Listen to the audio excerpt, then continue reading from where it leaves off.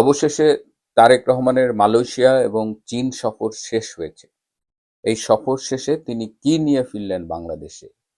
বিশাল বিনিয়োগ, নাকি এটি ছিল স্রেফ কূটনৈতিক সৌজন্য? এই সফরে তার কি প্রাপ্তি হয়েছে বিশাল অশ্বডিম্ব? আজকে এই বিষয়টি নিয়েই বিশ্লেষণ করব। শেষ পর্যন্ত সাথে থাকবেন।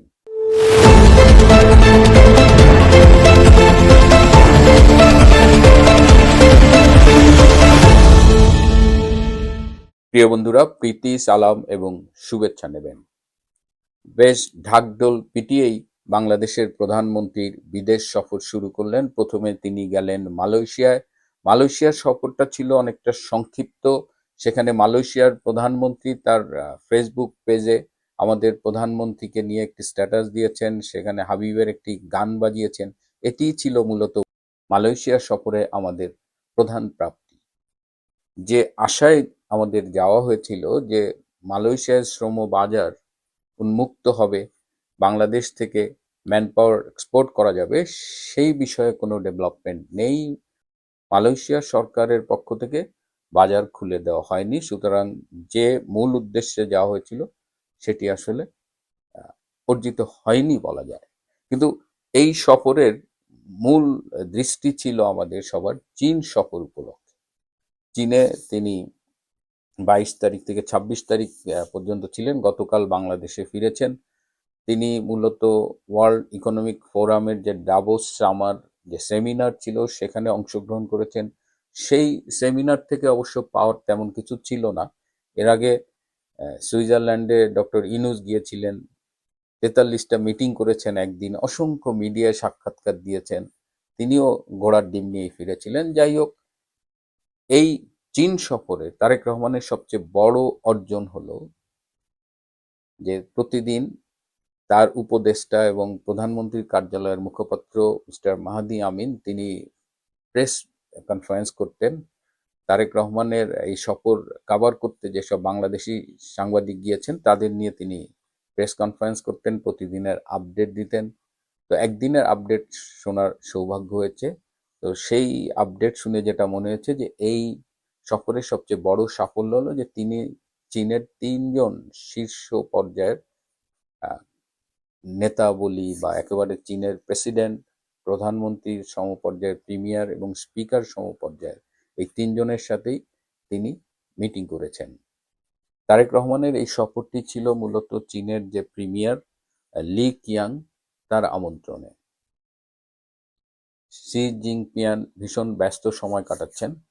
আমি ওদের যে চীনা বার্তা সংস্থা জিনহুয়া সেটা দেখলাম, সেখানে দেখলাম যে কাম্বোডিয়ার সাথেও এই চীনা নেতৃবৃন্দের মিটিং হয়েছে এবং সেটি তারা অনেক বেশি হাইলাইট করেছে বাংলাদেশের মিটিং এর চাইতে। যাই হোক, বাংলাদেশ মিটিং সম্পর্কেও সেখানে আছে। যে দুটো জিনিস আমরা আশা করেছিলাম এই সফর থেকে, সেটা হলো যে তিস্তা ব্যারেজের যে মহাপরিকল্পনা সেখানে চীনের অর্থায়ন, এবং যেটা বাংলাদেশের মিডিয়ায় পরবর্তীতে দেখলাম যে তিস্তা ব্যারেজ নিয়ে কথা নেই, কিন্তু বাংলাদেশ, মিয়ানমার, চীনের কুনমিং পর্যন্ত যে অর্থনৈতিক করিডোর, এটা নিয়ে বাংলাদেশের মিডিয়ায় ব্যাপক হাইলাইট করা হয়েছে। কিন্তু আসলে কি হয়েছে, যে যৌথ বিবৃতিটা ইংরেজিতে আমি দেখলাম, এটা জিনহুয়ার ওয়েবসাইটে আছে, সেখানে কেবলই আমার কাছে মনে হয়েছে যে শব্দের খেলা। এই দুই চুক্তি পড়লে মনে হয় যে সবই তারা করবে, কিন্তু স্পেসিফিক কিছুই নেই। তিস্তা ব্যারেজ মহাপরিকল্পনার ব্যাপারে চীন সরাসরি আকারে ইঙ্গিতে বলে দিয়েছে যে তারা এই মুহূর্তে এটি ফান্ডিং করবে না। আপনাদের নিশ্চয়ই মনে আছে যে আওয়ামী লীগ সরকারের আমলে চীনের সাথে এই তিস্তা ব্যারেজ নিয়ে অনেক কাজ হয়েছিল, মোটামুটি কি হবে টোটাল প্ল্যানিংটাও হয়েছিল। কিন্তু শেষ মুহূর্তে 2024 সালে নির্বাচিত হবার পরে শেখ হাসিনা যখন চীনে যান, তখন চীন থেকে যখন এই তিস্তা ব্যারেজ পরিকল্পনা বাস্তবায়নের কথা বলা হয়, তখন শেখ হাসিনার সরকারের পক্ষ থেকে বলা হয়েছিল যে বর্তমান বাস্তবতায় এই তিস্তা ব্যারেজ তারা সবাইকে নিয়ে করতে চায়, এখানে চীনেরও একটা স্টেক আছে, এখানে ভারতেরও একটা স্টেক আছে, সুতরাং তারা শুধুমাত্র চীনের সাথে এই ব্যারেজটা করতে পারবে না। এবং যার ফলে চীনের সাথে একটা দূরত্ব তৈরি হয়েছিল সেই সময়। আপনাদের মনে আছে যে শেখ হাসিনা তার সফর সংক্ষিপ্ত করে একদিন আগে ফিরে এসেছে।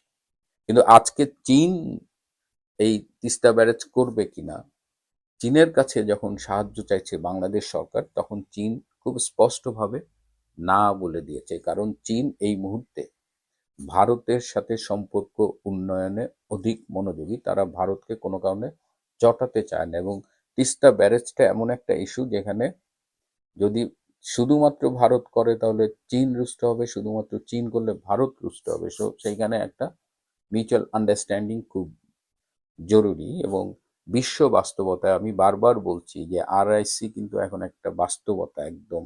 রাশিয়া, ইন্ডিয়া, চায়নার যে তিন দেশীয় জোট, এবং ব্রিক্সও খুব অ্যাক্টিভ। এবং আপনারা জানেন যে চায়না এবং ভারতের মধ্যে যে বিভিন্ন রকমের কনফ্লিক্ট ছিল সেগুলোকে তারা মিনিমাইজ করে সম্পর্ক উন্নয়ন করছে, এবং তারা সবাই সম্মিলিতভাবে আমেরিকার যে সুপ্রিমেসি সেটাকে চ্যালেঞ্জ করতে চাচ্ছে।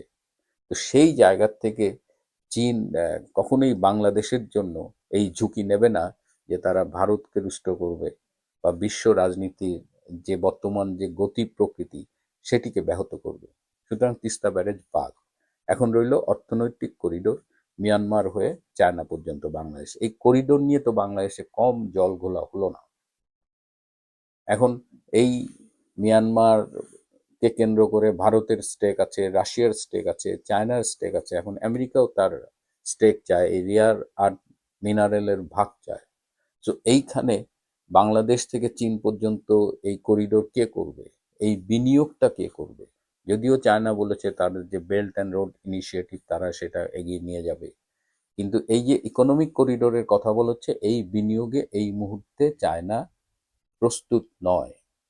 তারা আপাতত শব্দটা বলেছে, যেমন তিস্তা ব্যারেজ নিয়েও বলেছে যে আপাতত তারা তিস্তা ব্যারেজ নিয়ে ফান্ডিং করতে রেডি না, ভাবছে না। আবার এই করিডোরের কথা, এই করিডোরে ফান্ডিং করবে কে? এই করিডোরে ফান্ডিং করতে গেলে আমেরিকার সাথে যে তিনটা চুক্তি বাংলাদেশ সরকার স্বাক্ষর করেছে, সেই তিনটা চুক্তি অনুযায়ী তো এইখানে এই করিডোর করতে গেলে যারা বিনিয়োগ করবে তাদের ব্যাপারে আমেরিকার ক্লিয়ারেন্স লাগবে। তো চায়না স্পষ্টভাবে বুঝিয়ে দিয়েছে যে তাদের পক্ষে এখন আর এই ঝুঁকি নিয়ে বিনিয়োগ করা সম্ভব না। কারণ চায়না ইতিমধ্যে ভেনিজুয়েলায় অনেক লস করেছে, 4-5টা দেশে কিন্তু তাদের বিনিয়োগ ঝুঁকির মুখে আছে।